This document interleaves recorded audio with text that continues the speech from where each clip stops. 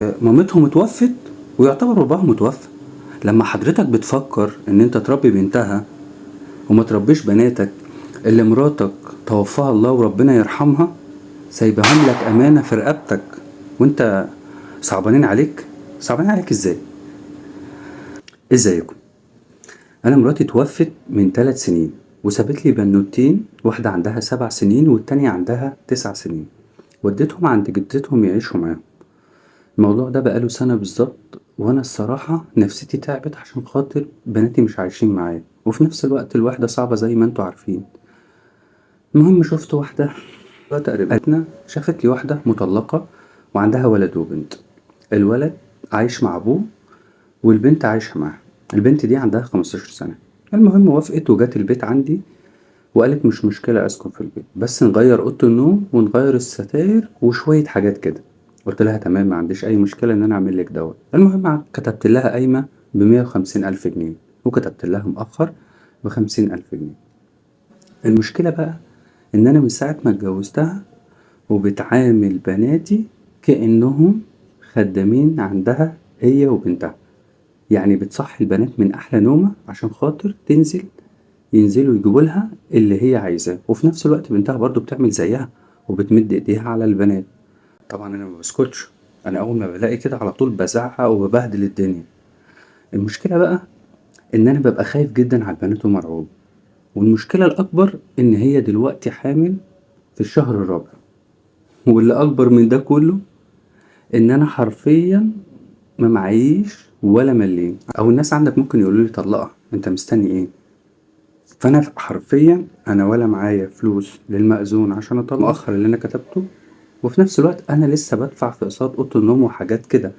فانا الصراحه مش عارف اعمل ايه، محتار. ارجعهم تاني عند ستهم يعيشوا معاها؟ هو المكان ضيق بس البنات بيستريحوا عندها جدا، وفي نفس الوقت مش عارف عشان اروح اوديهم عند ستهم. المشوار بعيد مسافة، يعني عشان خاطر اروح لازم اخد اجازة يا اما استنى الاجازة مثلا الاسبوع الجاي. يعني انا عشان شغلي بروح وبتأخر فيه وقت طويل، من وقت للتاني بتصل ببناتي بعرفهم من صوتهم اذا كان فعلا في حصل حاجة ولا لا. فانا مش عارف اتصرف ازاي الصراحة في حاجة زي دي، فما كانش في حاجة في دماغي قادر اعملها. لما شفت حضرتك بعتلك على لينك الصراحة ده عشان خاطر حضرتك تقولي والناس اللي عندك بتفيدني، لان الصراحة عند حضرتك ناس بتقول رأي كويس ومعقول، وفي نفس الوقت حضرتك بتتكلم بمنتهى الحكمة.